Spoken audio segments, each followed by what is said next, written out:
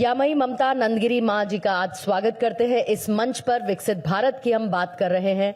योगदान की जब बात होती है तो इस विकसित भारत 2047 के विजन में सनातन का योगदान बहुत बड़ा है और उसी के इर्द गिर्द आज आपके साथ मैं चर्चा रखूंगी। लेकिन महामंडलेश्वर बनने के बाद सबसे पहले आपके जीवन में एक बहुत बड़ा बदलाव जो आपने महसूस किया हो, मैं उसी आपके एक्सपीरियंस के साथ इस चर्चा की शुरुआत करना चाहूंगी। देखिए, जैसे हम लोग बोलते सनातन, तो सत्य ही सनातन है। जो सत्य है शाश्वत है, नित्य है। तो 2000 साल में मैंने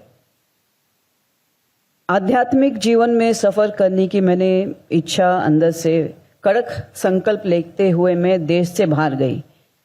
जैसे बुद्धा था, वो अपने मतलब जैसे वो बाहर निकले पहली बार, तो उन्होंने 3 चीजें देखी: बीमारी, मृत्यु और बुढ़ापा।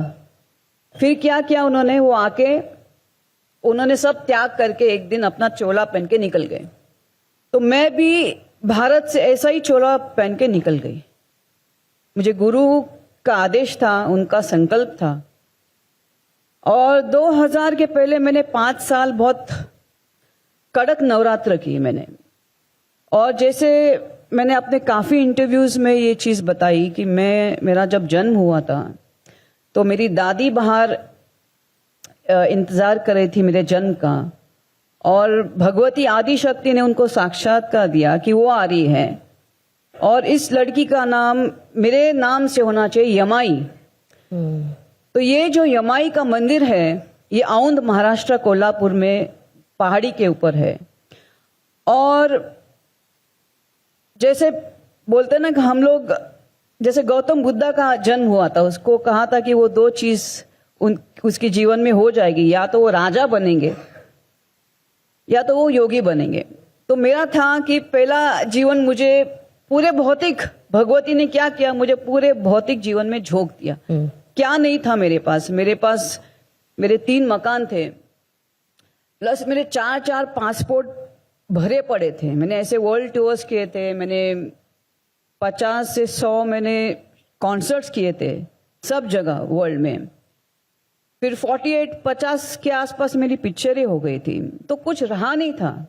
फिर 3 बार मुझे सबसे अमीर, उस वक्त नंबर 1 रिचेस्ट मैन जिसको हम लोग बोलते हैं, सुल्तान ऑफ ब्रुनाई, तो उसकी जो बेटी है वो मेरी बहुत बड़ी फैन थी। तो उसके जन्मदिन के लिए मुझे ब्रुनाई बुलाया गया था प्राइवेट चार्टर्ड में।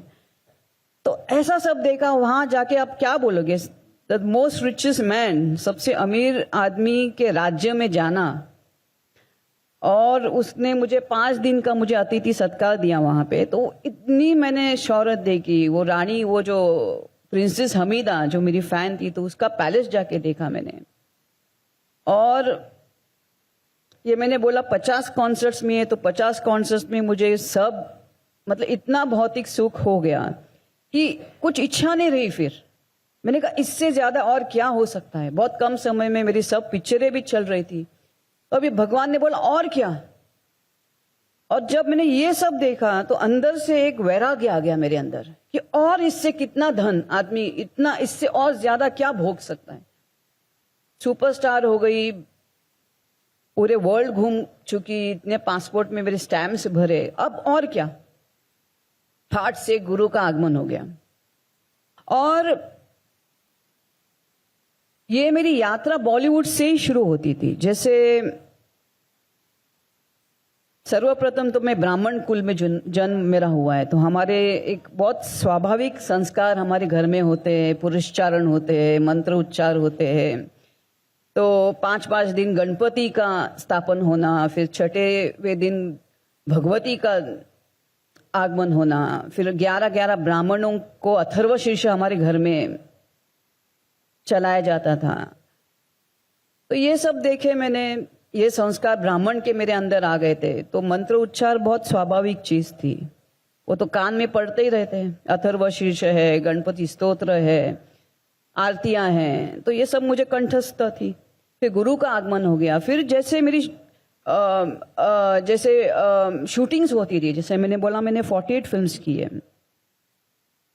तो एयरपोर्ट में मेरा काफी ट्रैवलिंग होता था। तो ट्रैवलिंग में क्या होता था कि सर्वप्रथम अगर मैं एयरपोर्ट में मेरा आना होता तो सर्वप्रथम मैं बुक स्टोर्स में मेरा खिंचाव सीधा बुक्स पे जाता था। सीधा मैं वहां जाती थी 3-4 किताब उठा के, बिकॉज 1 घंटे की फ्लाइट होती है, चाहे वो बॉम्बे मद्रास है, बॉम्बे, इतनी शूटिंग्स होती थी। और मेरी किताबें क्या होती थी, सब स्पिरिचुअल किताबें होती थी।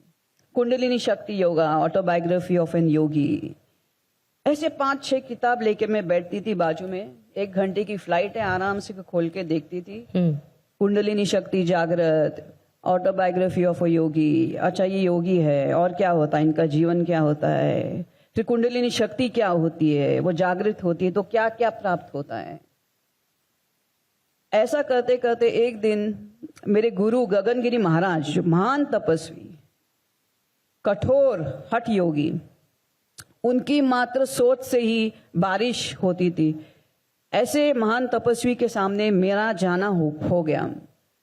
और सर्वप्रथम प्रश्न मैंने उनको पूछा कि मुझे कुंडलिनी शक्ति जागृत करनी है। और मैं गई थी एज अ सुपरस्टार। मैं चाहे कुछ भी मांग सकती थी कि मेरी बॉलीवुड की फिल्म्स हिट हो, ये हो, मुझे और मेगा स्टार बनाओ, लेकिन वो सब नहीं मांगा। मैंने बोला मेरी कुंडलिनी शक्ति जागृत करनी है। तो उन्होंने मुझे ऐसा देख लिया कि ये आई है, और वो भी मैं आई थी जीन्स पैंट पहन के एकदम ये करके, तो ये कहां से आ गया इसके मुख से। वो सीधा उठ के चले गए अंदर। और जैसे मैंने कहा वो महान तपस्वी है, वो हिमालय में उन्होंने कठोर तपस्या की, तो वो आते रहते थे साल में एक बार या लाइक दिस। तो जैसे आते थे मुझे उनका जैसे एक स्वप्न में आता था, दृश्यांत आता है कि मैं आ गया हूं, आ जाना खोपोली आश्रम में। तो मैं वहां पहुंचती थी।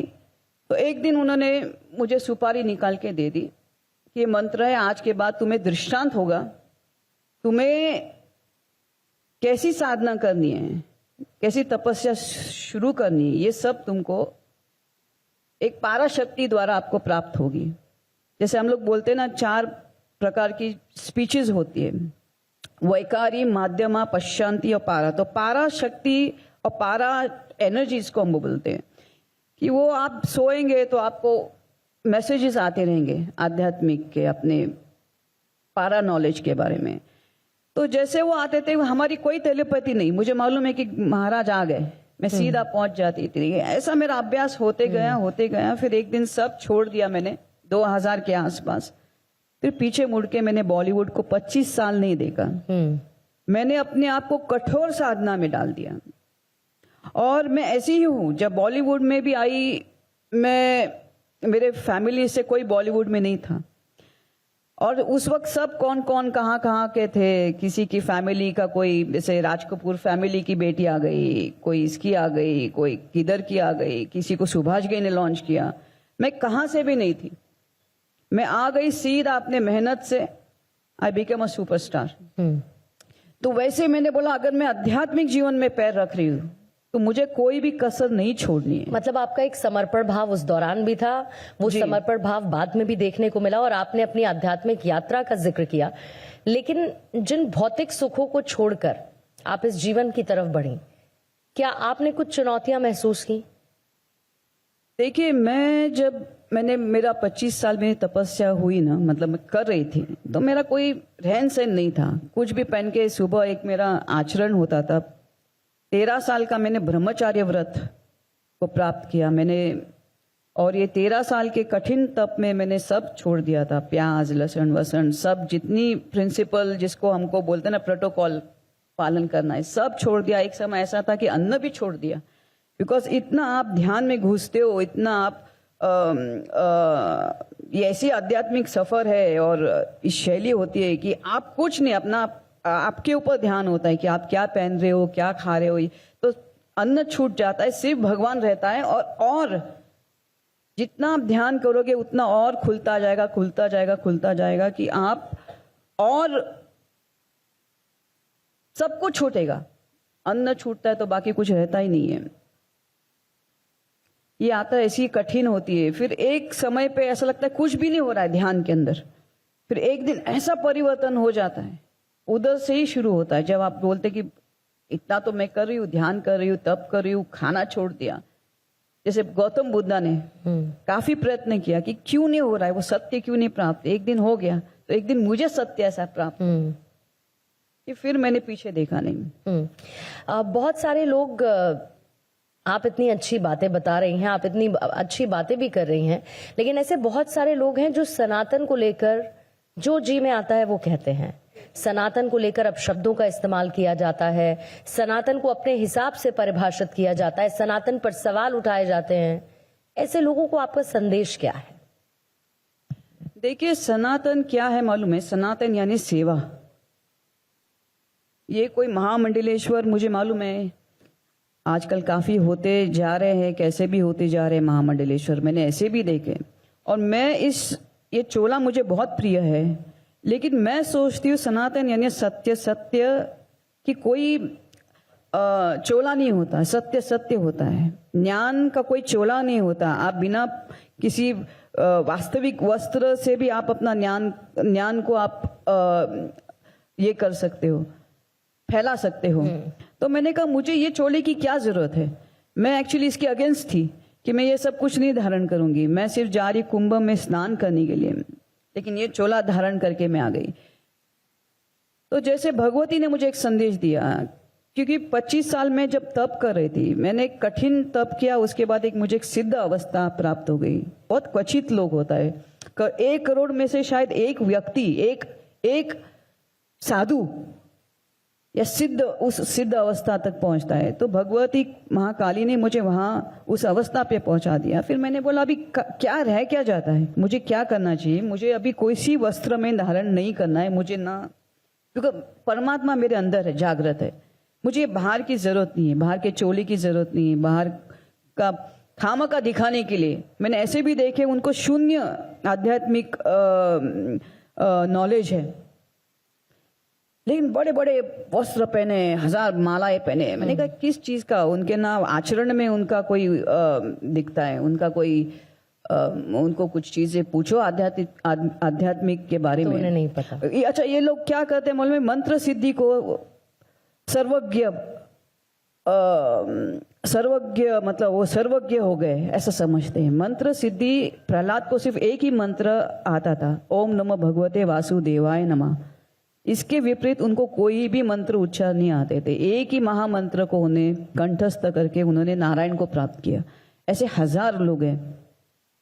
तो कुछ लोगों ने मंत्रों को अहंकार का प्रतीक मान के रख दिया है।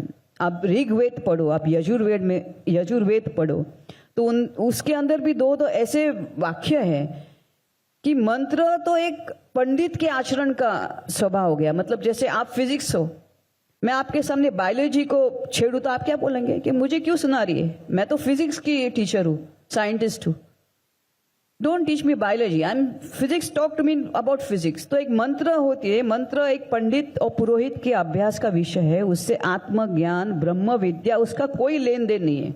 आत्मज्ञान तो जहां मंत्र, जहां शब्द शांत होते हैं, वहां से आपकी यात्रा शुरू होती है ध्यान की। वो आपको तुर्य अवस्था तक पहुंचानी है, और यही सनातन धर्म है, वो यही सत्य धर्म है। मतलब जो कायम है वो नित्य है, जो आत्मा और परमात्मा तक पहुंचने वाला वही, उसी को धर्म कहते हैं वास्तविक में। अभी मनुष्य के लिए धर्म मतलब दया, शांति, आपके अंदर दया, शांति, एक जीव को दया से आप देखो। जैसे आज मैंने काफी चीजें मैं देख रही हूं, मुझे रोना भी आता है देख के। जैसे मुझे मालूम है आवारा कुत्ते इधर उधर, मैंने किस्से भी सुने हैं कि बच्चों को नौच के ये कर रहे वो कर रहे, लेकिन ये गलती हम लोगों की है।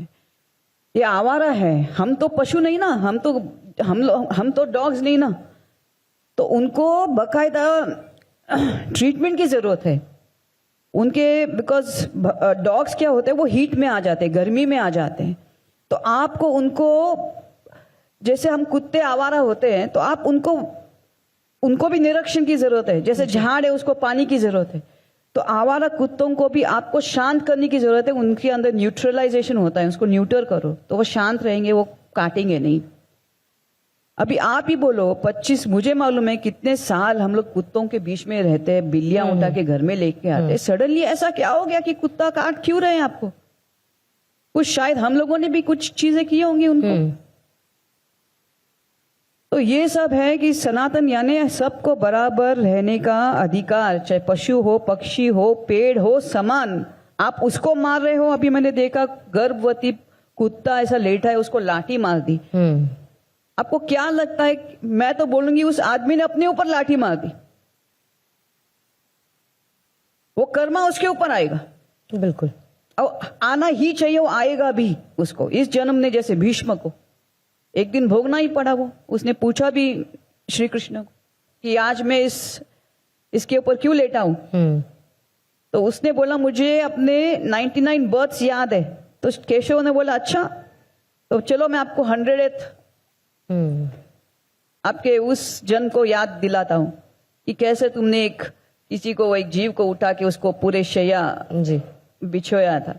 तो आज तुमको उसको भोगना पड़ रहा है। After 99 births he got his due. तो आप ये मत करो। आपको किसी को भी हानि करने का अधिकार नहीं, किसी को भी नहीं, ना पशु और ना शायद किसी को। सच्ची श्रद्धा, सच्चा समर्पण अपने And always remember what goes around comes around. You will pay for it. Not today, tomorrow you will pay for it. And I am trying to say कि अच्छा, सुप्रीम कोर्ट ने अभी जजमेंट भी दिया है कि ये आवारा जो कुत्ते हैं उनको आप अच्छे शेल्टर में लेके जाओ, उनको न्यूट्रलाइज करो, उनका देख रेख करो। ऐसा नहीं कि उनको छोड़ दिया। अभी सब देख रहे कि सब उठा के कोई ना कोई उसको पत्थर मारा है। मैंने देखा किसी ने क्रैकर उनके मुंह पे फोड़ दिए। वो ऐसा क्यों कर रहे हैं? और क्यों कर रहे हैं? ये तो आपको ही लेने का, आप ही इस कर्म को वापस लोगे एक दिन। बिल्कुल। और आप अपनी इस जीवन यात्रा में इसी समर्पण भाव के साथ बढ़ती रहें, इस बात की हम उम्मीद करते हैं। और आपका बहुत बहुत शुक्रिया इस मंच पर आज उपस्थित होने के लिए। यामई ममता नंदगिरी माँ के लिए एक बार जोरदार तालियों के साथ उनका अभिनंदन और उनका शुक्रिया।